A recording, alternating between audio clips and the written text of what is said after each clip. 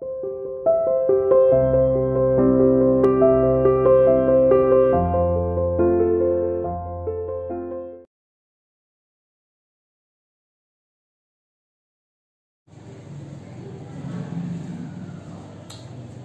to CI International School online classes. Hello students, how are you? Hope you are fine. बेटा आज हम अपनी नई बुक स्टार्ट कर रहे हैं हमारे अतीत। ठीक है, हिस्ट्री की बुक है। हम इसका आज चैप्टर नंबर 3 हम रीड करेंगे, जिसका नाम है दिल्ली के सुल्तान। दिल्ली के कौन कौन से सुल्तान हुए जब दिल्ली राजधानी बना, एक बहुत बड़ा क्षेत्र बना, तो उनके ऊपर किन किन सुल्तानों ने राज्य किया, आज हम उसके बारे में इस चैप्टर में रीड करने वाले हैं। तो देखिए बेटा, तालिका 1 पर नजर डालिए। पहल तोमर राजपूतों ने के काल में दिल्ली किस साम्राज्य की राजधानी बनी? 12वीं सदी के मध्य में तोमरों को अजमेर के चौहानों ने परास्त किया और तोमर और चौहानों के राज्यकाल में ही दिल्ली वाणिज्य का एक महत्वपूर्ण केंद्र बन गया। मतलब क्या है कि दिल्ली जो है वो 12वीं शताब्दी के अंदर एक इम्पोर्टेंट सिटी बना और वहां पर रहने वाले जो तोमर राजवंश थे उनको अजमेर के चौहानों ने हरा दिया और दिल्ली इस काल में एक महत्वपूर्ण वाणिज्य केंद्र यानी व्यापार का केंद्र भी बना।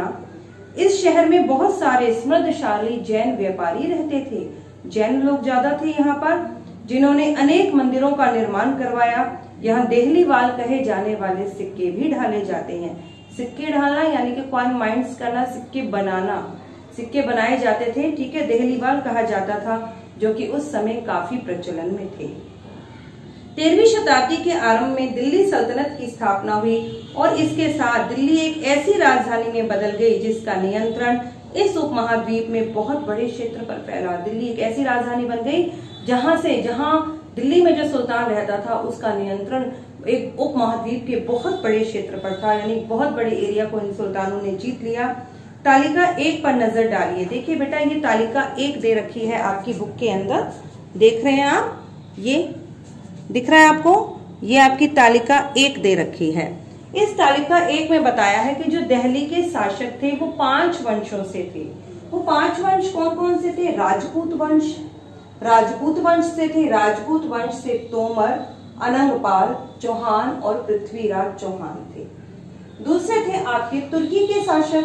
तुर्की के शासकों में आपके कुतुबुद्दीन ऐबक, शमसुद्दीन इल्तुतमिश, रजिया और ग्यासुद्दीन बलबन थे। फिर आया तीसरा आपका खलजी वंश। खलजी वंश में आपके जलालुद्दीन खलजी और अलाउद्दीन खलजी, ये 2 शासक इंपॉर्टेंट हुए। नंबर 4 आया आपका सैयद वंश। सैयद वंश में आपके कौन थे? आपके खिज खान थे। और फिर है लोधी वंश। लोधी वंश में आपके बहलोल लोधी थे। और बेटा बहलोल लोधी के साथ साथ एक और वंश भी था आपका, जो कि था तुगलक वंश। कौन सा वंश था बेटा? वो तुगलक वंश। तुगलक वंश में भी कई इंपॉर्टेंट राजा हुए, जैसे कि ग्यासुद्दीन तुगलक, मोहम्मद तुगलक और फिरोज शाह तुगलक।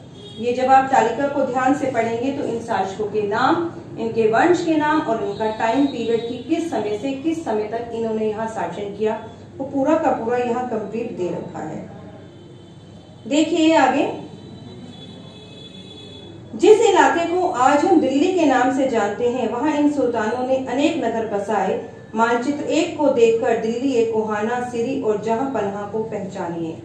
ये मानचित्र 1 दे रखा है, देखिए, देख रहे हैं आप, ये मानचित्र 1 है आपका। देखो बेटा, ये मानचित्र 1 है और इसके अंदर जो आप देख रहे हैं जहां पनाह, यहाँ आपका जहां पनाह है, ये दिल्ली, कोहाना है और ये आपका सिरी दे रखा है।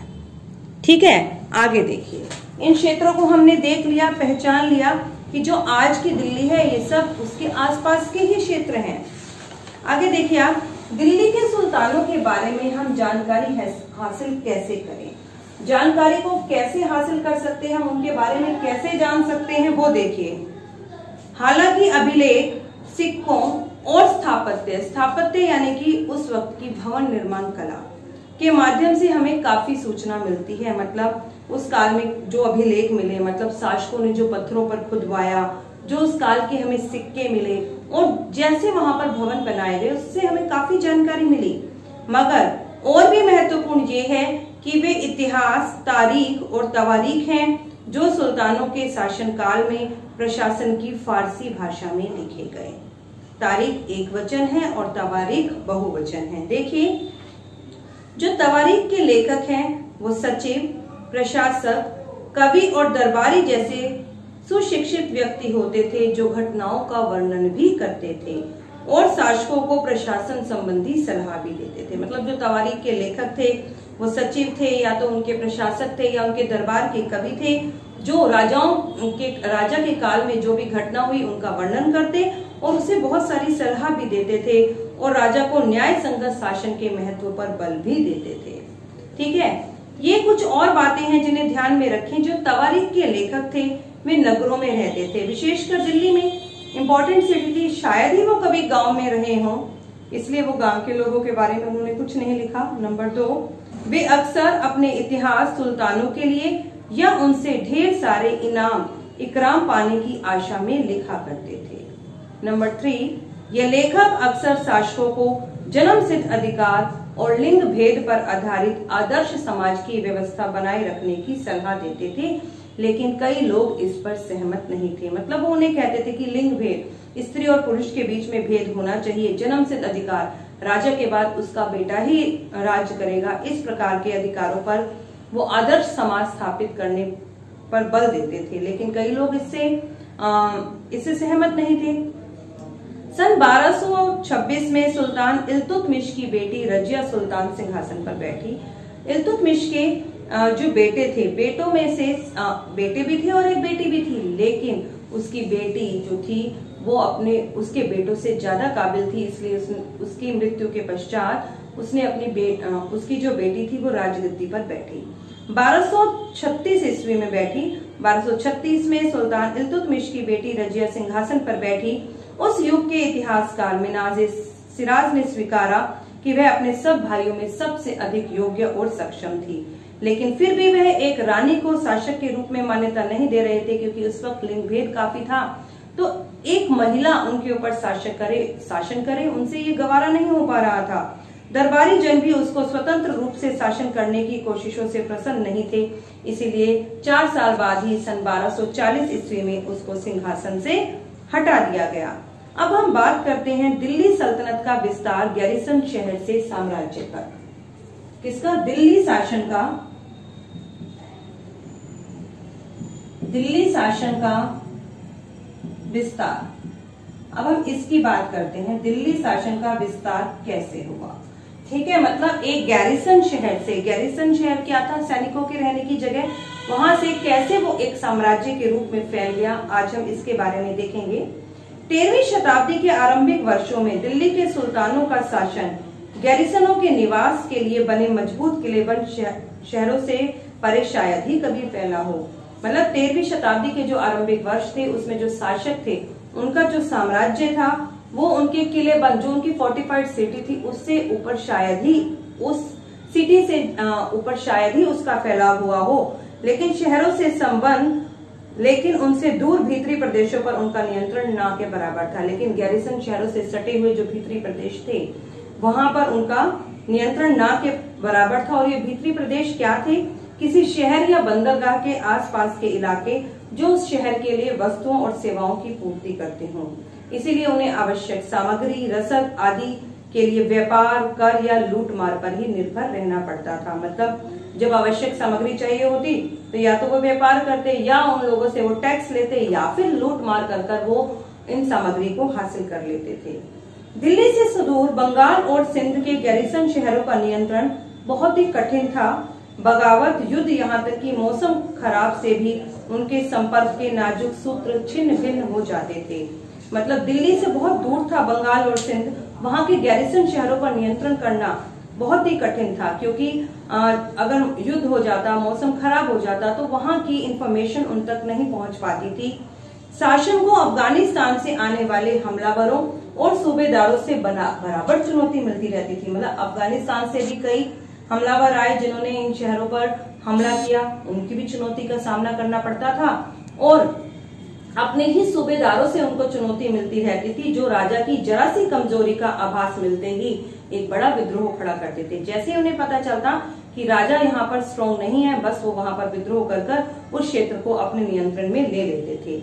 इन चुनौतियों के चलते सल्तनत बड़ी मुश्किल से किसी तरह अपने आप को बचाए हुए था।